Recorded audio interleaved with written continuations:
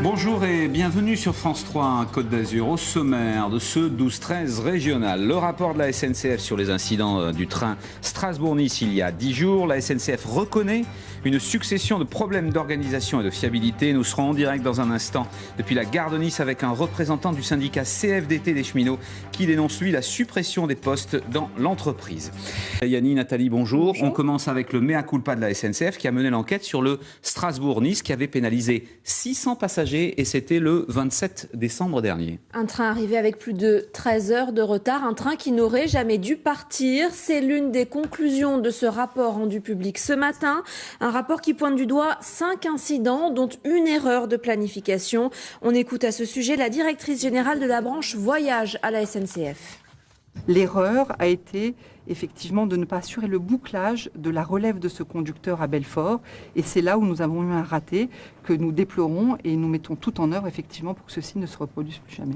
Voilà donc le mea culpa de la SNCF ce matin. Et justement à propos de conducteurs, nous sommes en direct maintenant depuis la gare de Nice avec Stéphane Mollet qui lui est conducteur ici dans la région. Vous êtes représentant donc de la CFDT pour les cheminots dans l'ensemble de la région PACA.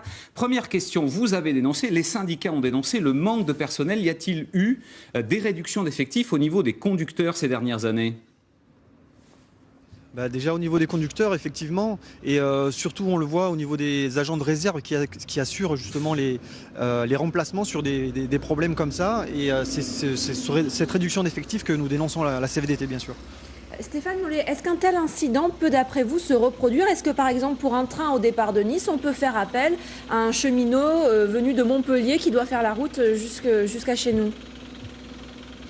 Ce qu'il y a, c'est qu'avec les restructurations qu'il y a sur la région et à la SNCF en général, les établissements vont maintenant sur toute la région PACA et effectivement un conducteur peut être amené d'Avignon à venir sur Nice ou sur Marseille et ça peut engranger ce genre de problème effectivement et ça peut se reproduire s'il n'y a pas de réserve sur place avec des agents supplémentaires sur place pour assurer ce type de problème. Alors justement, ce matin, la SNCF a proposé un renforcement des équipes opérationnelles en cas de coup dur. Est-ce que c'est pour vous une mesure suffisante ? Alors oui, effectivement, il y a 2 points. Donc, il y a l'amélioration sur les trains de nuit et l'amélioration des réserves en cas de coup dur. Mais ce qu'il faut savoir, c'est que les cas de coup dur, c'est tous les jours. Et on ne peut pas prévoir un coup dur. Ce qu'il faut, c'est des agents qui soient déjà prévus sur place pour assurer les remplacements. Et on ne peut pas prévoir un coup dur à l'avance. Si on a l'effectif à l'avance sur place, ça peut pallier à ce genre de problème.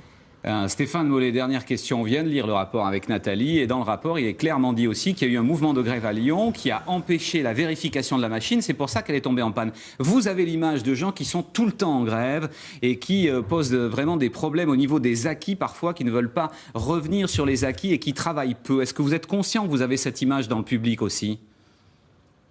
Alors, tout d'abord, par rapport au préavis de grève, avec la loi sur le service minimum qui est passée, maintenant il y a des délais de prévenance. Et donc la SNCF est au courant à l'avance et doit anticiper. Si elle est suffisamment organisée, justement, elle doit pouvoir anticiper ce type de problème et pallier à ce genre de choses.